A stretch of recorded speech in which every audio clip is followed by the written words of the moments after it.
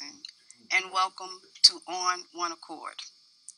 One Accord is a collaborative coalition to overcome racial disproportionality. This is an organization that was established for the purpose of informing the community about the disproportionality of youth of color within child welfare, juvenile justice, special education, and mental health. Did you know that African Americans comprise of 14 to 15% of the overall population in Westchester County? Did you also know that they comprise 70% of the child welfare system in Westchester County? Did you know that youth of color comprise over 80% of the juvenile justice system in Westchester County? We're here today to discuss the juvenile justice disproportionality of youth of color. And our guest today, who's going to enlighten us on more about this issue, is Damon Jones. Damon, welcome. Thank you. Thank you. Thank you. So, Damon, tell us a little bit about yourself. I'm a correction officer for Westchester County Department of Corrections. I've been there for 23 years. I'm also the New York representative of Blacks in Law Enforcement of America, which is a national organization of blacks in law enforcement professionals. I also host a blog talk radio show called People Before Politics. So you're just busy. Yes, ma'am. We try to stay busy. Mm-hmm. I mean, informing the public on the issues of what's going on in the community is a busy process. When you find that the regular media that we have in Westchester County is not really telling our story as black people and our conditions as black people in Westchester County. Why is that? Just from your opinion. It could be different reasons. You know, I tell people that on a larger scale, black people don't own anything. So if you're not an owner of property, if you're not an owner of businesses, if you're not creating economic development, you're basically invisible. And people do not feel that they need to put any type of media or tell your story the way it goes. I would see on the local news that they will do a story of young white kids making a snowman. But they wouldn't have time to come when a church is doing something for their elders in Mount Vernon.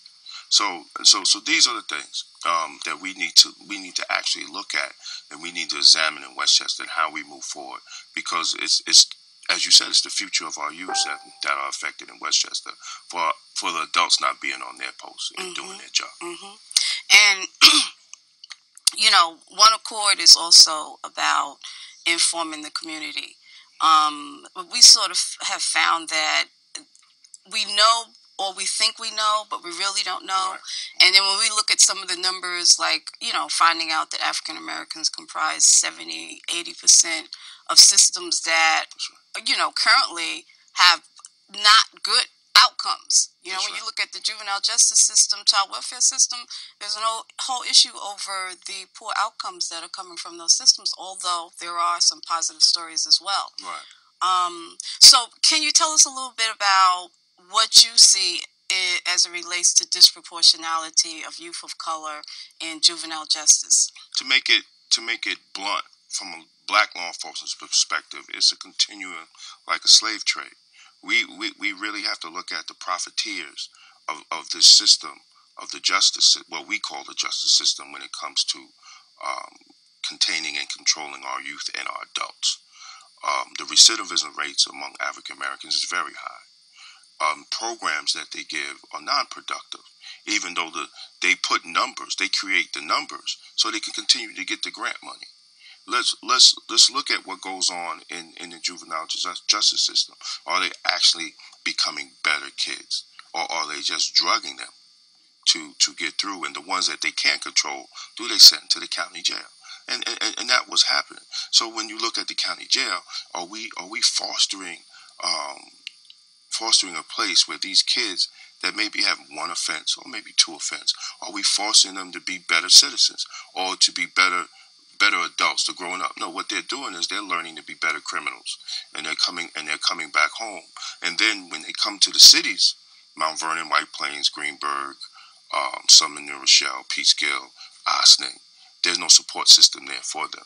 So after 6 or 7 months, they give up. They go back to what they were doing. They get arrested, and they're back in jail. I mean, this is something that we need to hold ourselves accountable for. We need to hold the leaders in the community accountable for it. We need to hold the clergy, especially the black clergy. I say this here live. I have no quarrel with what I say. I told the black clergy, when these things happen to our kids, they're not going to church in Scarsdale or Hartsdale to the Catholic Church. Their parents are paying you tithes. Their parents are coming to you for the blessings. But it's up to them to step up and say, listen, these programs are not working for our kids. We see what's going on. We see it. But, it's politics as usual. And sooner or later, people are going to have to wake up and really seeing that the black community in Westchester is having a brain drain. All the young kids that really are going to college, they're not coming back. They're going to other states and they're going to other places and they're making a living. They're not coming back in our communities and making our community better. So what are we left with? We're left with the continuous cycle of children and adults that's going in and out of the jail. And we wonder why there's no economic development, there's no job growth, and the cities in the urban areas are looking the way they are. So how do you think when you're constantly seeing children that look like you, or when you're constantly seeing people that look like you, and they are overpopulating juvenile justice, how do you think that impacts the overall image of the African American community? It plays well into the image that they have portrayed for us. When you look at the movies, when you look at the media, and this is what's on the whole national conversation about gun violence. Does the video games play into it? Does the movies and the music play into it? Yes, it plays into what they see. And it also plays into what the rest of the world sees of black youth in America. I mean, we have to look at the educational system. Mount Vernon is the highest population of African Americans in Westchester. They're 50% graduation rate. I talked to one Board of Ed member, 60% of it being illiterate, functional illiterate. So you got 60% of black youth are functional illiterates. So what does that tell for the future of black America? If the mecca of black people in Westchester are just producing illiterate children, what are they going to do once they become adults? Where are they going to go and work as adults?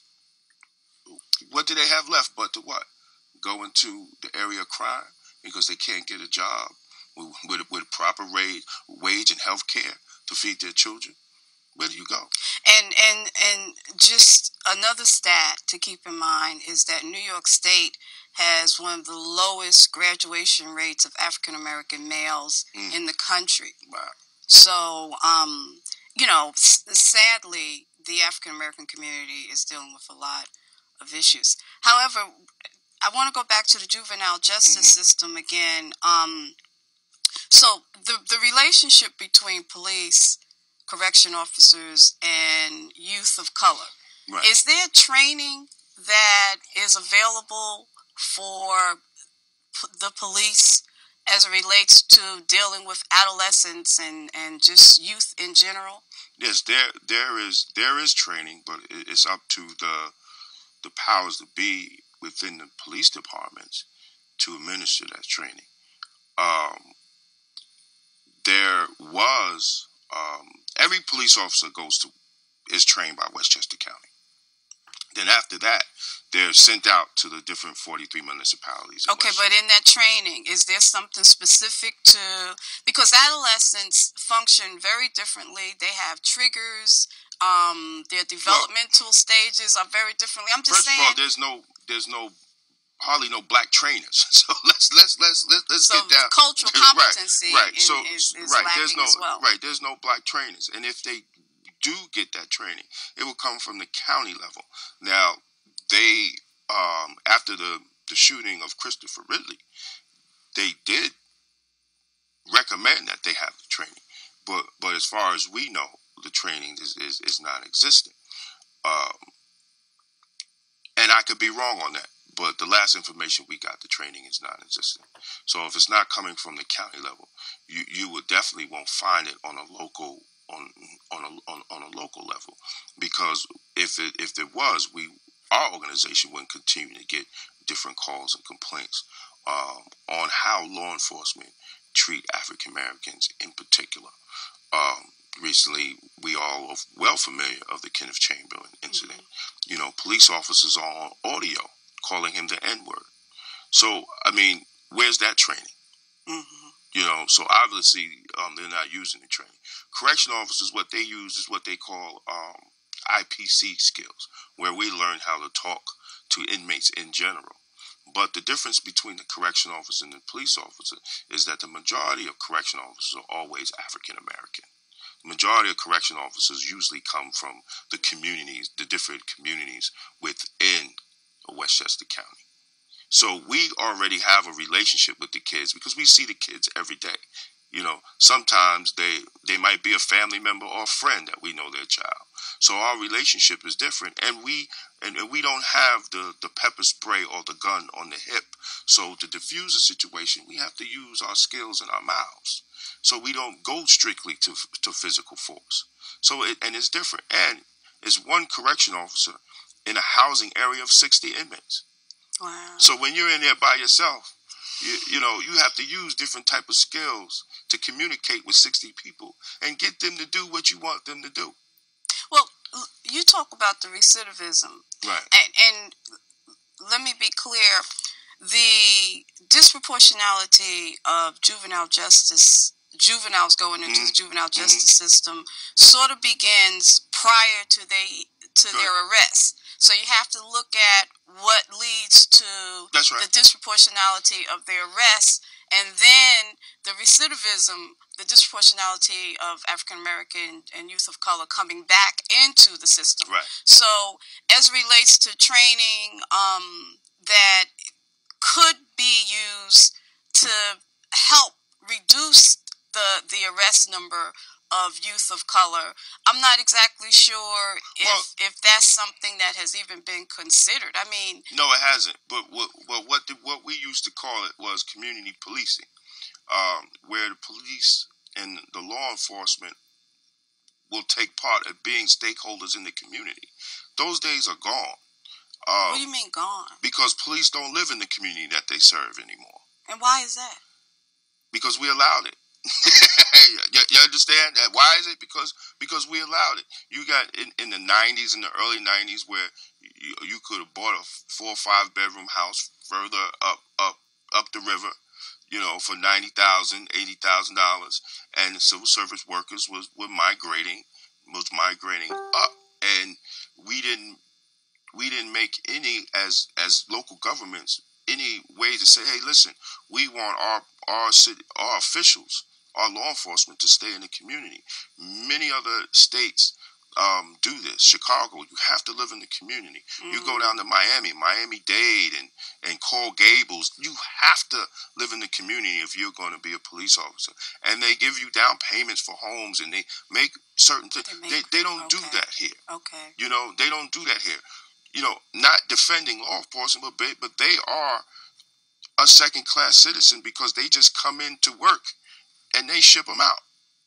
But in that way, it has taken away that relationship between law enforcement and the community. When I came up, the police lived in the community. When I came up, the police were your football coaches, your baseball coaches.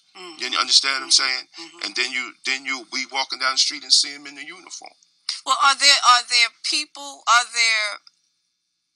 potential policemen of color in the communities that are interested in becoming policemen? I mean, is it a situation where they're not, because we do have African American We do. men in the community. So is it a situation where they are not considering that as a career? And if so, I mean, what's the barrier here? A lot of young men do not consider law enforcement as a career because coming up as youth, they have negative impacts. They have negative relationships. So I mean, a lot of young kids don't look at law enforcement. And when I was coming up, law enforcement was a good job. Everybody, you want to be a police officer or whatever. You want to wear a uniform. Mm-hmm. These days, that's secondary. My wife is a detective, and our children frown on the job. And their parents are law enforcement. So these are the things that we have to look at as why the youth do not want to get involved. So what can we do about that? What can be done about that? We have to just continue to push, and as citizens, as law enforcement, continue to be out there with the kids. When an injustice happens, don't stay silent. Because children see that. They see what they see. They watch the TV. They see crimes of law enforcement that go unpunished. So why would they want to be in a system that abuses their people? So again, we're going to go back to juvenile justice. I want to ask you this. Now, in the juvenile justice system, the issue of disproportionality, specifically the overpopulation of African American youth, has been an issue in the juvenile justice system for over 30 years. Right. So for over 30 years, the federal government has been trying to figure out how to reduce disproportionality of minority youth within the juvenile justice system. Now, can you possibly give us some idea of why this is so complicated, why it would take 30, and we're still not at a point where we know how to reduce it. So can you sort of give us some idea, just from your perspective, on why would it take 30, 40 years to figure out how to reduce getting so many African American and youth of color in the juvenile justice system? The federal government has not been in the business of getting them out. The federal government has been in the business of keeping them in. If you perfectly, Michelle Alexander's book is a testimony to that, because the federal government has continued to pass laws to keep criminals in, and the correctional setting has not been for correcting. They got rid of that a long time ago when you go to jail to become a better citizen. And jails is big business. Jails is on the stock market. New York, Northeast region of the United States is probably the only region that don't have actually privatized jails. And these privatized jails give big money in lobbying to pass these laws. So the federal government is not helping. You had Jimmy Carter wrote a great dossier that the war on drugs was a fraud. You understand what I'm saying? You had the Rockefeller drug law that put people in jail for more years for crack cocaine, which was the what minorities and black people use, but you got less time for powder cocaine, which that was mostly done by white people. Mm-hmm. And you couldn't get the crack cocaine if you didn't have the powder cocaine. Mm-hmm. And we're up in arms now with the gun law saying, how are you going to put more years on the kid that has a weapon, because he's getting a weapon because everybody else have weapons, but you don't increase the penalties for the gun trafficker. The gun trafficker is usually white. The kid on the street in the hood that has the gun is usually black. So let's talk about this gun situation a little bit. What do you think about increasing police enforcement within schools? I don't think police should be in schools. But we already have that in the black community. You'll never hear about a incident where a man's going to get in the school in the black community and shoot it up, because we already like Fort Knox. The setting of a school in the black community is no different than the setting of the county jail. You have to go through medical detectives and get your bags checked, and all that's up there. Just walk to Mount Vernon High School. Walk to these different schools. Walk to the schools in New York City. At New York City, they have police. They have those schools armed at the door, and you have to go. It's like going through the airport. So they're already being conditioned, to move in a certain way in school. And if you walk through the jail, they're moved in a certain way, the same way in the jail. So the children are already being conditioned just by going to school, just by going to these failing school systems. That taxpayers are spending all this money, and again, it's back to the adults. The adults are in control, not the kids. Kids is going to school, but the adults are in control of policy and procedure. You understand? So it falls back on us, holding ourselves accountable, because at the end of the day, they're just children. And you're right. Children are the behaviors, and what you see with the children now are the result and the product of what we as adults are doing. And unfortunately, the children tend to bear the burden of what we're not doing correctly. So when we look at these systems such as the juvenile justice system and the policies that have impacted the over-representation of youth of color, you have to also look at the adults that are creating those outcomes. That's right. So just as it relates to the school situation and the juvenile justice, because there's also a growing concern over the amount of children, the school to prison pipeline. Right. So the amount of youth of color who are being arrested as a result of increasing police enforcement within the school environment. So what would you suggest as a remedy or the possibility of doing something that could have more positive outcomes compared to what currently is going on? Because to increase the police activity in the school, which is the discussion, right? It's just and they're using the Connecticut incident to really push this issue, and like always, it when it comes to the black community, it has an opposite effect on what they're talking about. When it comes to the schools, these children, I spoke at Mount Vernon High School about 2 months ago. Me and my co-host from our radio show, and she's a teacher in the Bronx, and the kids were depressed. We spoke at 3 classes. They were depressed on the condition of the school. They were depressed on the condition of the city. They didn't have no faith in the adults. And the only thing they were saying is, I just want to graduate and get out of the city. And then we looked around, and they told us we was in an English class. And my co-host asked a great question. She said, well, we're in an English class. Where are the English books? And there were none. There were none. Wow. How are you teaching English, and you don't have any English books to teach the kids English? So I mean, the bureaucracy and the BS ends up in the administration of the school system. You cannot tell me that these kids really don't want to learn. You cannot tell me that they don't want to get out of the condition they are. But the conditions of these cities were well known. I always say, maybe somebody gave it to me 10 years ago, and I always speak on the report by the African American Advisory Board to Andrew O'Rourke in 1992. Everything that we're talking about in White Plains, they predicted in that report in 1992. They predicted.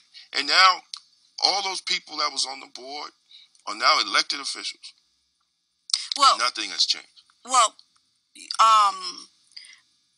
so what would you think as it relates to just policy, just as it relates to in general, all right? Because you mentioned accountability, and we just have a few minutes left. Okay. So I want to talk about the accountability issue. When you say accountability, who should be accountable to reducing the disproportional representation of youth of color in juvenile justice? We all should be. from the parents to the preachers to the elected officials to the county exec. I'm just speaking to just Westchester. We all should be accountable because this is not a new problem. I posted on Facebook an article friend sent to me, an op-ed from the New York Times in 2003 on Mount Vernon. If you just changed the date, you would have thought they were talking about today. Mm-hmm. Nothing has changed. Mm-hmm. And I guess that's why the disproportionality in juvenile justice, the DMC, disproportionality minority contact policies and procedures are taking well over 30 years to address. Right. Okay. Right. Okay. Nothing has changed. So until we put new people in, you know what I'm saying? Or until we begin to hold people accountable. That's right. All right. The accountability is really going to have to start with us. Right. And why should I give you my vote? Okay. Well, we're down to our last minute of the program, and I just want to be able to ask you: is there something that you would recommend the audience to do? Is there something that the Black law enforcement agency is encouraging the general community to do to address disproportionality in juvenile justice? I think more people should attend their city council meetings. I think more people should attend the county legislators meetings. When you go there, it's quiet. Nobody shows up. Take a part in the way your city government is run. You pay taxes. You voted them in office. We understand everybody has a busy schedule, but take part in this process, because if you don't, you're allowing them to do whatever they want to do. Okay. All right. Thank you, Mr. Jones. Thank you very much. And thank you for joining us on One Accord. See you next time.